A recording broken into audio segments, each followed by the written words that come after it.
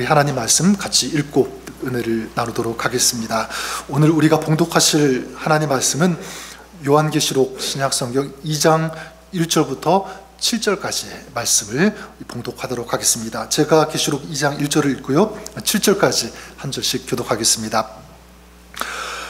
에베소 교회의 사자에게 편지하라. 오른손에 있는 7뼈를 붙잡고 7 금 촛대 사이를 거니시는 이가 이르시되, 내가 내 행위와 수고를 내 은혜를 알고 낙한 자들을 용납하지 아니한 것과 자칭 사도라 하되 아닌 자들을 시험하여 그의 거짓된 것을 내가 드러낸 것과 또 내가 참고 내 이름을 위하여 견디고 게으르지 아니한 것을 아노라.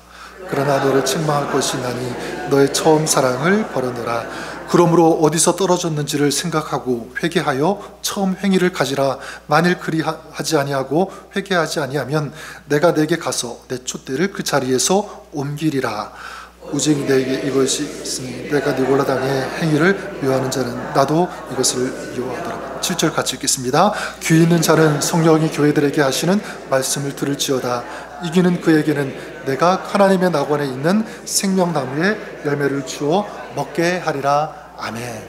네, 하나님의 말씀입니다.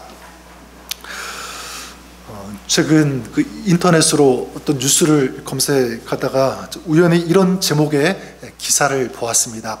어떤 타이틀이냐면 하루 2알이면 나이를 거꾸로 회춘에 푹 빠진 중국의 MZ세대라고 하는 그런 제목의 이 기사였습니다. 이게 무슨 말이냐면 한 2018년도 정도에 그 미국 워싱턴 의대와 일본 게이오대가 합작으로 연구해서 NMM이라는 이런 건강 보조식품을 개발을 했습니다. 이 NMN, 초콜릿 이름 같기도 하고 굉장히 헷갈리는데, 이게 이제 그 중국 그 젊은 MZ세대에서 불로장생의 약이다, 이렇게 이제 불리면서 폭발적인 인기를 끌고 있다, 이런 내용이었습니다.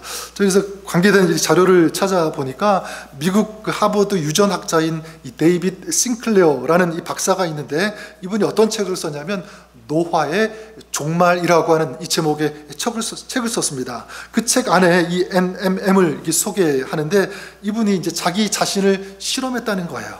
그래서 일정 기간 이제 이것을 계속 이제 복용을 했더니 자기 나이가 이제 57세인데 이걸 정밀적으로 이렇게 분석을 해보니까 나중에 몇 세 나이로 이렇게 돌아가냐면 33살 나이로 돌아갔다, 이렇게 이제 얘기하기도 하고요. 또 이제 과학자들은 22개월 된 쥐, 그러니까 인간의 나이로 따지면 한 60세에 해당하는 그런 쥐에게 이제 약을 계속 복용시켰더니 나중에 다시 검사를 해보니까 7개월 된 쥐처럼 이렇게 바뀌었다, 이렇게 얘기하기도 합니다. 자, 이게 이제 그런 기사의 내용인데, 제가 이렇게 말씀을 드리면서 여러분 얼굴 보니까 이 기사에 많이 은혜를 받으시는 것 같아요. 여러분 여기에 은혜를 받으시면 절대로 안 됩니다. 여러분 젊은 이렇게 그 어떤 나이를 복구하고 더 젊게 하고, 물론 그런 노력 있어야죠. 할 수만 있으면 해야 합니다. 근데 여러분 그것보다 더 중요한 것은 저는 이것이라고 생각해요. 그 뭐냐면 어떻게 사느냐, 이것이 더 중요한 거죠. 그리고 어떤 육적인 그 나이, 그 젊음을 회복하는 것도 물론 중요하지만 더 중요한 것은 뭐냐면 저는 영적인 회복이라고 믿습니다. 영적인 회복, 그러니까 우리가 또 궁극적으로 본질적으로 회복해야 할 것, 그것은 바로 이 영적인 것을 잃어버리면 안 된다. 그래서 여러분 특히 우리가 신앙생활하면서 복구해야 할 것, 회복해야 할 것, 이런 것들이 있다면, 또 무너지고 있는 이런 것들이 있다면 거기에 더 많은 관심과 애정과 생각, 또 고민을 하시는 어떤 그런 삶이 되었으면 좋겠다, 이런 생각을 해보게 됩니다. 오늘 우리가 읽은 이 말씀에서 우리 예수님께서 이 에베소 교회를 통해서 이것을 우리에게 다시 한번 일깨워 주시는데요, 저는 에베소 교회를 향한 우리 주님의 말씀이지만 오늘 이 시대를 살아가는 우리들에게, 또 우리 교회들에게 주시는 우리 주님의 말씀이라고 믿습니다. 마지막 때를 살아가는 너희가, 또 교회가 이것을 붙잡아야 된다, 이것을 복구해야 한다, 정말 성도 한 사람 한 사람이 이렇게 살았으면 좋겠다라고 하는 주님의 마음이 이 속에 담겨 있다고 믿습니다. 그래서 오늘 이 말씀을 보면 예수님께서 이 에베소 교회를 두 가지로 말씀하시는데, 첫 번째는 뭐냐면 먼저 칭찬을 하세요. 2절과 3절에 보면 이렇게 말씀하시죠. 내가 내 행위와 수고와 내 인내를 알고 또 악한 자들을 용납하지 아니한 것과 자칭 사도로 하되 아닌 자들을 시험하여 그의 거짓된 것을 내가 드러낸 것과 또 내가 참고 내 이름을 위하여 견디고 게으르지 아니한 것을 아노라. 지금 예수님께서 에베소 교회 무엇을 칭찬하고 계십니까? 열심히 수고했다는 거죠. 게으르지 않았다, 최선을 다했다, 그런 신앙생활을 지금 하고 있다는 것 우리 주님이 아시고 인정하시고 칭찬하고 계세요. 또 뿐만 아니라 인내했다는 거죠. 여러 가지 어려움들이 있었지만 너희가 견디고 있다, 인내하고 있다. 그리고 주님 편에 항상 서 있는 너희들 모습 예수님께서 인정하시고 칭찬하고 계시고요. 그리고 세상과 타협하지 않았다, 이걸 주님께서 칭찬하십니다. 그러니까 거짓된 것, 아닌 것, 이걸 잘 구별하고 분별하는 이런 어떤 영성이 이 에베소 교인들 안에 있었다는 것을 우리가 짐작해 볼 수가 있습니다. 저는 이런 부분에서 저와 여러분 또 우리 교회가 저는 이것은 닮았으면 좋을 것 같아요. 여러분, 우리에게도 이 열심이 있어야 되는 줄 믿습니다. 인내해야 되고, 그리고 세상과 타협하지 않는 그런 신앙, 이것이 여러분의 신앙 될 수 있기를 주님의 이름으로 간절히 축원합니다. 자, 그런데 주님은 칭찬만 하지 않으시고요, 한 가지 에베소 교회를 책망하세요. 그게 뭐냐면 4절 말씀에 나오는데 우리 4절 말씀을 다시 한번 읽도록 하겠습니다. 시작. 자, 그러나 너를 책망할 것이 있나니 너의 처음 사랑을 버렸느니라. 자, 요즘 말로 하면 예수님께서 이 에베소 교회에게 돌직구를 던지신 거죠. 그죠? 날리신 거예요. 어떤 간접적으로 말씀하신 것이 아니라 아주 직접적으로 그렇게 말씀하시는데, 열심히 너희가 주님의 일을 하고 또 악한 일을 용납하지 않고 인내했고 타협하지 않은 것 너희가 너무너무 잘했다. 하지만 책망할 것이 한 가지가 있다. 자, 그것이 무엇이냐면 너의 처음 사랑을 버렸다, 이것입니다. 너의 처음 사랑을 버렸다. 저는 이 말씀을 계속 읊조리면서 묵상하고 생각하는데, 물론 예수님께서 이 에베소 교회를 책망하시는 그런 토로 말씀하셨을 거예요. 근데 자꾸 읽다 보니까 단순히 이것은 책망이 아니라 에베소 교회를 향한 간절한 어떤 사랑의 애원, 부탁의 말씀이 아닐까. 전 우리에게도 예수님께서 이렇게 말씀하신다고 믿습니다. 또 부탁하신다고 믿습니다. 너희가 그래 예배 열심히 드리는 것 좋아, 신앙생활, 교회생활 열심히 하고 인내하고 세상에 빠지지 않고 타협하지 않고 살아가는 모습 너무 보기 좋다, 내가 인정한다, 고맙다, 이런 말씀하실 것 같아요. 그런데 거기에서 만족해서는 안 된다. 너희 안에 첫사랑 만약 잃어버렸다면 그것을 회복했으면 좋겠다. 우리에게 이렇게 말씀하신 것 같아요.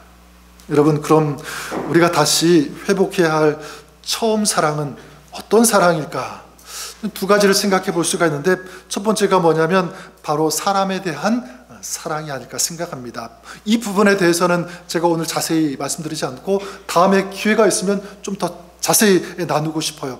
에베소 교회, 처음에 이 교회가 세워질 때는 서로 용납해주고 서로 잘해보자고 격려해주고 이끌어주고 도와주는, 섬겨주는 이런 사랑의 모습이 있었을 것 같아요. 자, 그런데 교회가 점점 커지고 성도들이 늘어나면서 이런 사랑의 마음들이 경직되고 왜곡되고 어떤 이런 모습으로 흘러가지 않았을까 짐작해 볼 수 있습니다. 어떻게 알 수 있냐면 이 에베소 교회를 향해서 이 사도 바울이 편지를 썼는데 그 에베소서에 보면 이런 내용들이 있어요.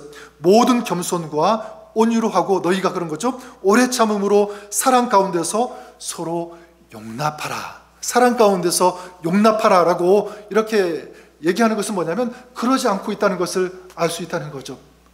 저는 이 부분은 좀 다음에 다시 말씀드리고 싶고, 중요한 것은 무엇이냐면 어떤 사랑을 회복해야 하는가, 바로 주님을 향한 사랑이다 말씀드릴 수가 있습니다. 주님을 향한 사랑. 오래전에 저희 가족이 이 베이커스필드에 살 때 그래도 거기서 가장 가까운 국립공원이 어디가 있었냐면 세코야 국립공원이 있습니다. 여러분 혹시 가보신 분들 있죠?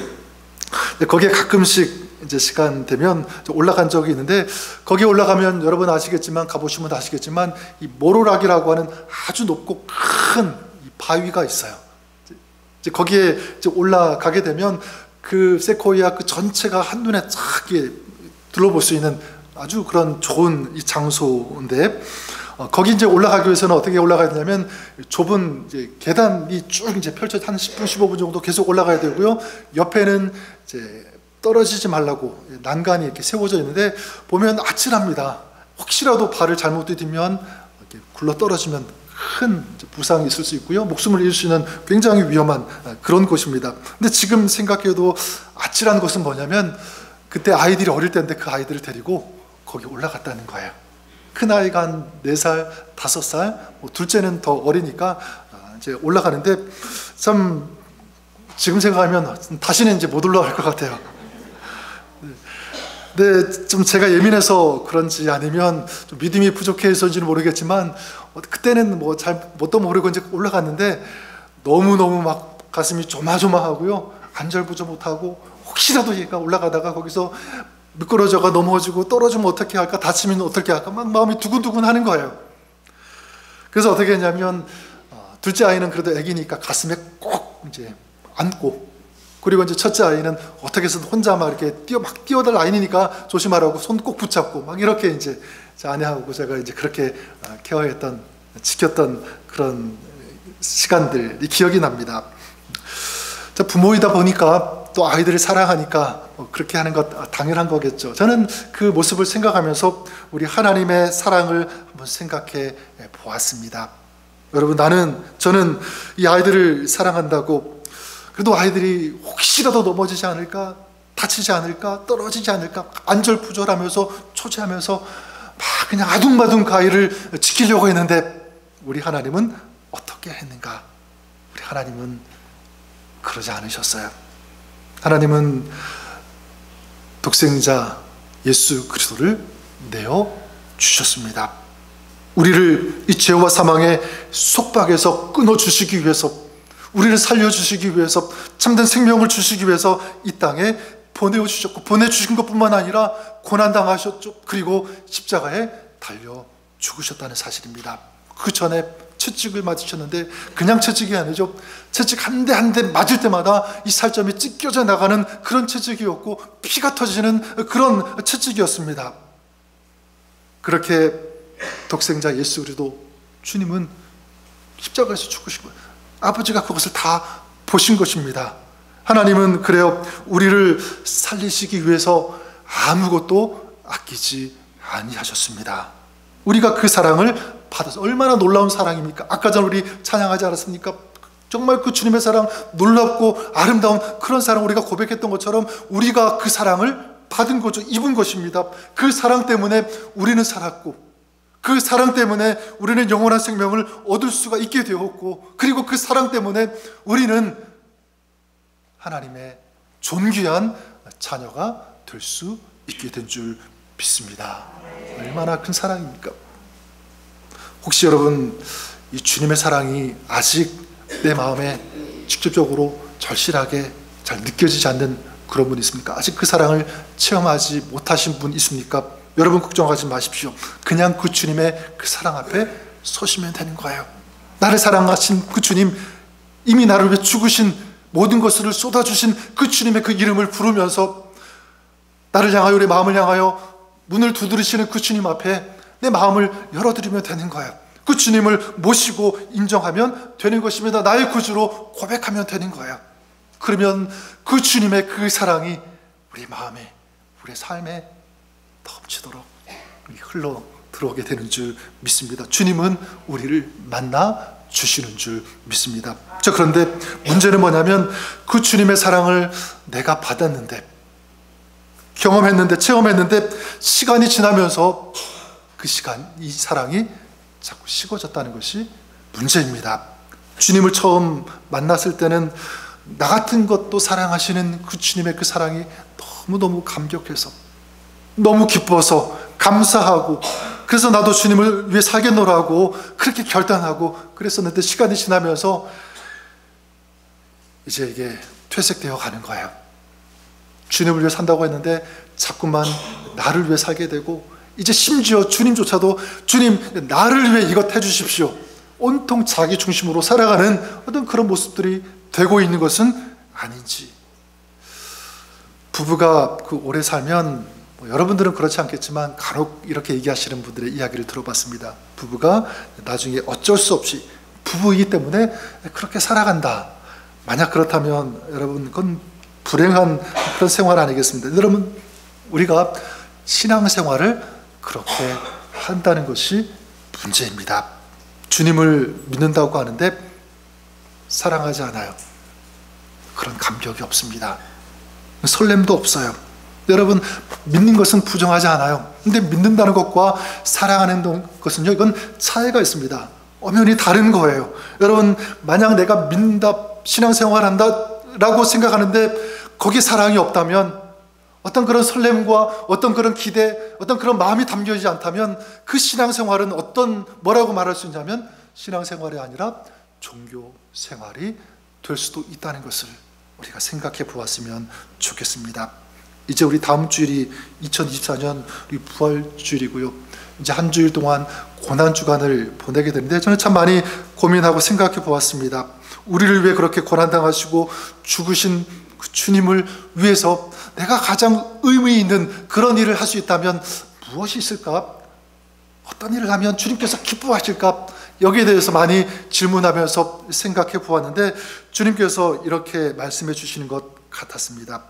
다른 어떤 것보다도 나를 향한 사랑이 네 안에 더 뜨거워졌으면 좋겠다. 회복되어졌으면 좋겠다. 다시 좀 활활 불타오르는 어떤 그런 모습 내가 보았으면 좋겠다. 이 마음입니다. 만약 여러분들이 주님을 향한 그 사랑을 잊어버리고 산다면, 그 사랑의 열기가 혹시라도 식어졌다면 이번 한 주일 동안 더 뜨겁게 회복할 수 있는 그런 여러분, 또 우리가 될 수 있기를 주님의 이름으로 간절히 축원합니다. 자, 그러면 어떻게 이 사랑을 회복할 수 있을까? 주님은 책망하셨지만 그 다음에 회복할 수 있는 답도 주셨어요. 그것이 이제 5절 말씀인데 우리 5절 말씀 같이 한번 읽어보도록 하겠습니다. 5절입니다. 시작. 그러므로 어디서 떨어진 것을 생각하고 회개하여 처음 행위를 가지라. 자, 이것을 세 번역으로 제가 다시 한번 읽어드리면 이렇습니다. 그러므로 네가 어디에서 떨어졌는지를 생각해내서 회개하고 처음에 하던 일을 다시 하여라, 이거예요. 여러분 어떻게 하라고 합니까? 생각하라고 하죠. 그 다음에 생각한 다음에 회개하고, 그리고 어떻게 해요? 다시 떨어진 것이 무엇인지를 알아서 다시 행하라라고 그렇게 말씀하고 있습니다. 여기서 중요한 포인트는 물론 생각하고 회개하는 것 중요한데 좀 마지막까지 가야 된다고 생각해요. 그냥 생각만 하는 것이 아니라 회개하고 거기서 머무르는 것이 아니라 다시 행동할 수 있는 것, 행동으로 옮길 수 있는 그 자리까지 가는 것이 중요하다. 그러니까 무엇을 잃어버렸는지 그걸 생각하면서 회개하면서 행동으로 옮기는 거예요. 자, 그럼 여러분 우리가 다시 회복해야 하는, 또 주님을 사랑하는 그 행동, 그 모습은 어떤 것이 있을까? 여러 가지가 많이 있겠지만 저는 이 두 가지가 중요하다고 생각합니다. 생각하라고 했으니까 생각하면서 한번 우리가 이것을 우리 행동으로 좀 옮겼으면 좋을 것 같은데, 첫 번째가 뭐냐면 이것입니다. 한번 여러분 자신에게 이렇게 질문해 보았으면 좋을 것 같아요. 뭐냐면 나는 주님을 사랑하고 있는가? 아니면 주님께서 주신 것을 사랑하고 있는가? 비슷해 보이지만 굉장히 다른 그런 질문 아닙니까? 나는 주님을 사랑하고 있는가? 아니면 주님께서 주시는 것, 주신 것을 사랑하고 있는가? 제가 이렇게 질문을 드리면 여러분 아마 대부분 그래 나는 당연히 주님을 사랑하지 이렇게 생각하시겠지만 의외로요, 곰곰이 자기 자신을 생각해 보면 그렇지 않을 때가 참 많이 있는 것 같아요. 저도 마찬가지. 여러분 사람도 그런 것 같아요. 사람도 그 사람 당사자를 사랑하는 것이 아니라 그 사람이 나에게 줄 수 있는 것, 이 사람을 통해서 내가 받을 수 있는 것, 이것 자꾸 생각한다면, 그걸 기대한다면 그 사랑이 온전하고 아름다운 사랑이라고 말할 수 있겠습니까? 그렇지 않을 거예요. 그거는 변질된 사랑이죠. 왜곡된 사랑입니다. 진짜 사랑 아닐 것입니다. 근데 반대로 진짜 사랑은 어떤 사랑입니까? 이 사람이 나에게 아무것도 해줄 수 없다고 해도 그냥 그 사람이 좋은 거죠. 그 사람이 사랑스러운 거예요. 이게 진실한 사랑이 아닐까. 지난달 우리가 2월달에 그 욥기를 이제 묵상하고 이제 3월달 요한복음 이제 묵상하고 4월달에 다시 이제 욥기를 같이 나누게 될 텐데, 여러분 성경은 이 욥을 뭐라고 하냐면 온전하고 정직하여 하나님을 경외한 사람 이렇게 정의합니다. 여러분 이렇게 온전하고 정직했다, 하나님을 경외했다, 여기에는 뭐가 들어가냐면 그만큼 하나님을 사랑한 사람이라는 것을 우리가 알 수 있겠죠. 그러면 이렇게 하나님을 사랑한다는 것 무엇을 통해서 알 수 있을까?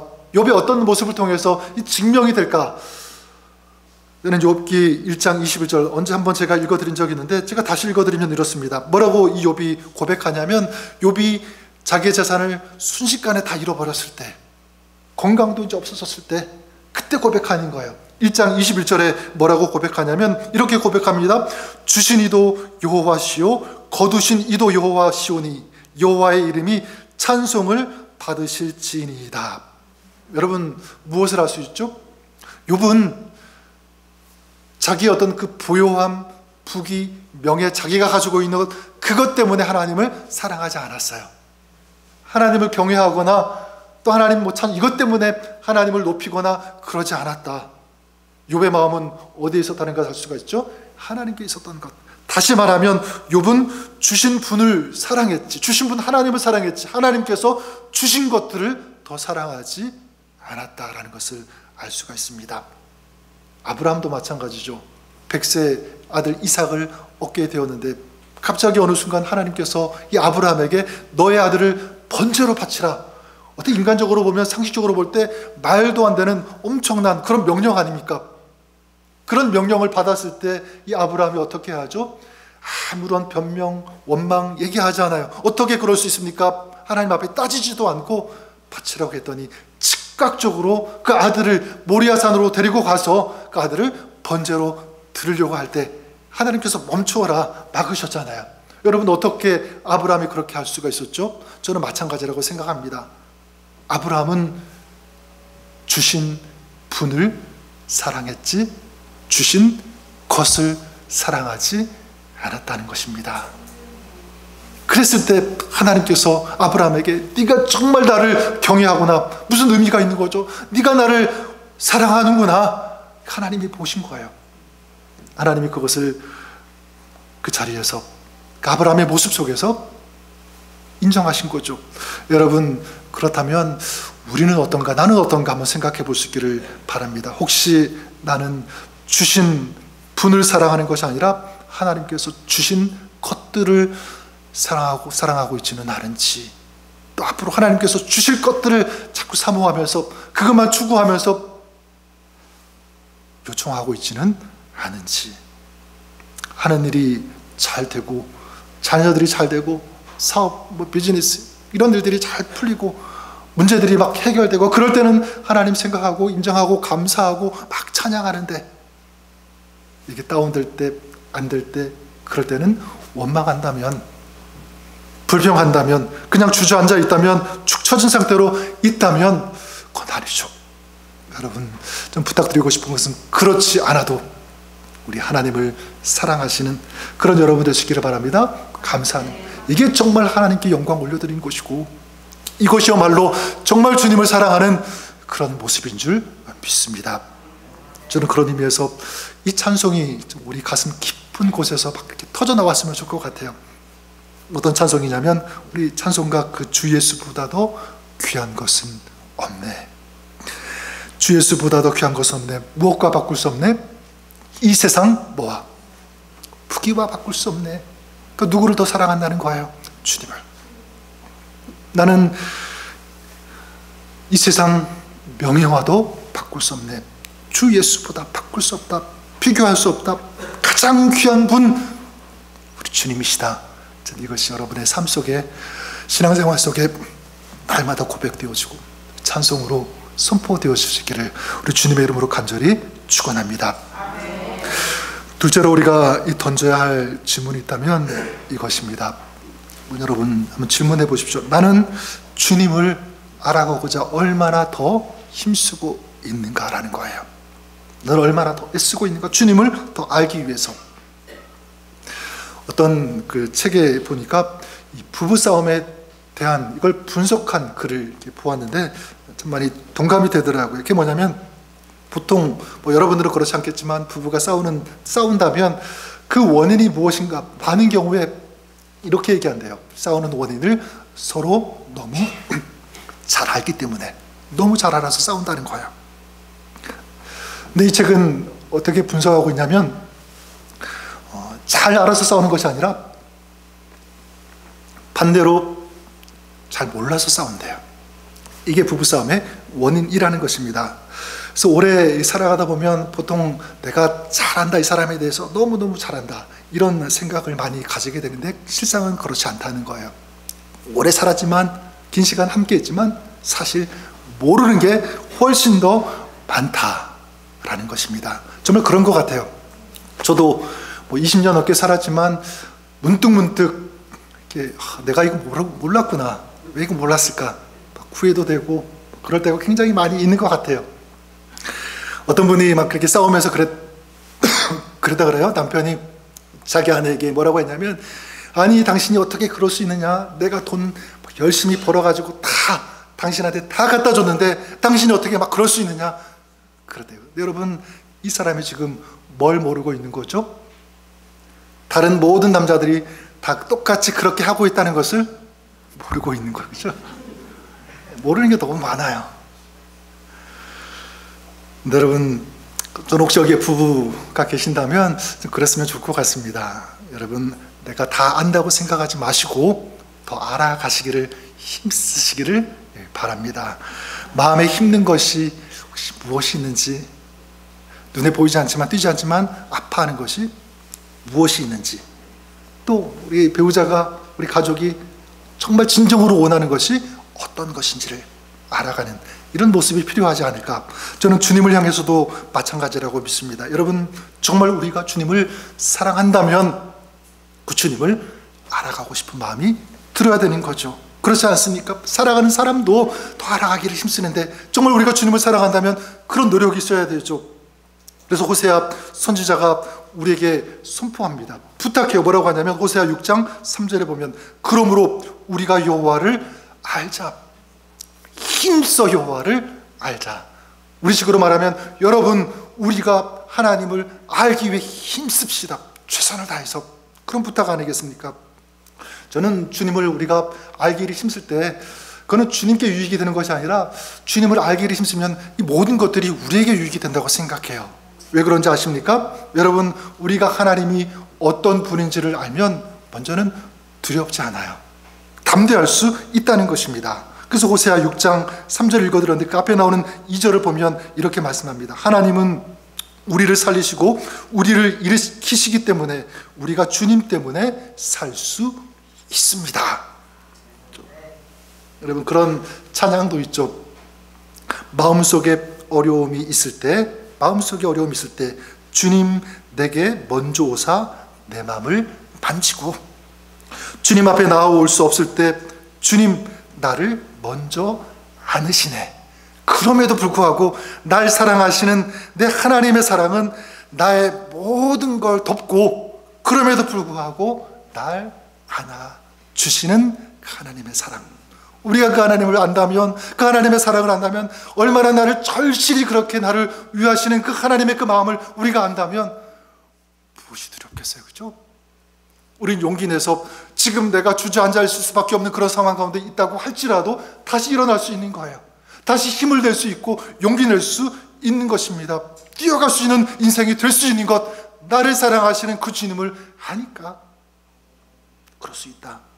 뿐만 아니라 주님을 우리 알 때 우리는 진정 우리도 주님을 사랑할 수 있다고 생각합니다. 주님을 사랑할 때, 그래요 여러분, 주님의 마음을 우리는 더 깊이 알 수 있습니다. 내 인생이 어떻게 살기를 원하시는지, 주님의 그 마음을 안다면 그 주님의 마음을 따라서 우리는 순종할 수 있는 이 아름다운 순종의 삶을 살 수 있다는 것입니다. 왜냐하면 주님의 마음이 어디에 있는지 아니까, 그리고 그 주님을 나도 사랑하니까 나도 주님을 위해서 살고 싶은 이 마음이 든다고 하는 거예요. 전 여러분들이 그럴 수 있기를 주님의 이름으로 간절히 축원합니다. 자, 그러면 어떻게 하면 이 주님을 더 구체적으로 알고 또 어떻게 하면 또 구체적으로 주님을 사랑할 수 있을까? 좀 두 가지를 마지막으로 좀 실천했으면 좋겠다, 적용했으면 좋겠다 드리고 싶은데, 이건 너무나 우리가 잘 아는 익숙한 내용입니다. 하지만 여러분 다시 한번 내 가슴을 두드리는 주님의 말씀으로 들었으면 좋겠어요. 첫 번째가 뭐냐면 주님의 말씀을 더 가까이 하십시오, 이것입니다. 주님의 말씀을 가까이 하라. 그래서 여러분, 하나님의 말씀을 가까이 하고 그 말씀을 읽고 그 하나님의 말씀을 묵상하는 것, 또 음성을 듣는 것, 이것은 하나님이 어떠한 분인지를 가장 잘 알 수 있는 방법이라고 저는 믿습니다. 하나님은 무엇으로 우리에게 하나님의 하나님의 그 전능하심, 신실하심, 그 하나님의 속성을 알려주시는가, 보여주시는가? 저는 다른 것이 아니라 말씀을 통해서 우리에게 보여주신다고 믿습니다. 자, 그렇기 때문에 우리가 정말 주님을 더 사랑하고 싶다면, 주님을 더 알고 싶다면 우리의 삶이 끊임없이 어디에 노출되어지는 인생이 되어야 되는가? 하나님의 말씀에 노출되어지는 그런 인생이 되어야 되는 줄 믿습니다. 더 쉽게 얘기하면 하나님의 말씀 가까이 하는 거예요. 말씀 읽는 것입니다. 듣는 거예요. 그리고 하나님으로부터 들려지는 그 음성, 그 말씀, 이 말씀이 나에게 주시는 말씀으로, 나에게 들려주시는 그 주님의 음성으로 받는 이 삶, 이 자세, 여러분들이 이 말씀을 그렇게 더 사랑하시는, 가까이 하실 수 있기를 주님의 이름으로 간절히 축원합니다. 또 한 가지가 뭐냐면 주님과의 교제라고 말씀드릴 수 있을 것 같습니다. 다른 표현으로 말하면 주님과의 동행. 여러분, 사람도 그렇죠. 자꾸 대화해야지, 동행해야지 그 사람에 대해서 더 사랑하게 되고, 그러다 보면 더 깊이 알아가게 되는 것 아니겠습니까? 마찬가지 주님과 더 교제할 때, 주님과 더 오래 만날 때, 그리고 주님과 동행할 때 주님을 더 알아가게 되고 주님을 사랑하는 기쁨가 더 깊어지게 되는 줄 믿습니다. 그래서 여러분, 뭐가 중요하냐면, 그래서 기도가 중요해요. 그래서 예배가 중요합니다. 왜냐하면 기도가 주님을 만나는 시간이니까, 주님과 교제하는 시간이니까, 주님과 대화하는 시간이니까, 또 예배를 통해서 주님을 만나고 그 주님의 그 임재를 체험하고 노래하고 주님을 만나는 가장 아름다운 그곳이 우리 예배 자리니까, 그 교회니까, 교회 생활, 예배 생활, 기도 생활, 우리 게을리해서는 안 된다. 최선을 다해야 한다. 여러분들에게 이렇게 도전을 드리고 싶습니다. 그래서 오늘 말씀 7절에 보면 오늘 말씀 이렇게 결론을 맺어요. 뭐라고 말씀하냐면, 귀 있는 자는 성령이 교회들에게 하시는 말씀을 어떻게 할지어다? 들을지어다 말씀하세요. 들을지어다. 귀 있는 자는 성령이, 우리 주님께서 교회들에게, 여러분에게, 나에게, 우리 교회에게 주시는 하나님의 말씀으로 들을지어다. 저는 이 말씀을 나에게 주시는 주님의 말씀으로 들을 수 있기를 바랍니다. 어떤 말씀이었죠? 너는 처음 사랑을 회복하라. 처음 사랑을 회복하라. 자, 이 음성을 주님의 음성으로 듣고, 나에게 주시는 주님의 말씀으로 듣고, 우리 고난주간, 우리 한 주일, 아니 우리 평생의 삶이 주님의 사랑으로 뜨거워져서 주님과 함께 동행하는, 또 주님의 마음을 알아가는, 우리 주님을 기쁘시게 하는 그런 믿음의 삶, 그런 아름다운 삶을 살아가시는, 또 승리하시는 저 여러분, 우리 모두가 될 수 있기를, 또 여러분의 가정이 그렇게 될 수 있기를 우리 주님의 이름으로 간절히 축원합니다. 기도하겠습니다. 너는 처음 사랑을 회복하라. 이 주님의 말씀, 이 음성을 나에게 주시는 주님의 음성으로, 주님의 말씀으로 듣게 하여 주시옵소서. 혹시라도 우리가 살아가면서, 또 시간이 지나면서 오랜 신앙의 경륜 속에서 이 사랑이 식어졌다면, 또 놓치고 있다면, 또 사랑의 삶을 살고 있지 못하다면 다시 생각하게 하시고, 다시 회개하며 돌이키게 하시고, 다시 주님을 사랑할 수 있는 그런 삶을 구체적으로 살아낼 수 있는 그런 저희들의 삶 될 수 있도록 하나님 도와 주시옵소서. 은혜를 베풀어 주시옵소서. 성령 하나님 역사하여 주시옵소서. 감사드리며 우리 주 예수님의 이름으로 기도드립니다. 아멘.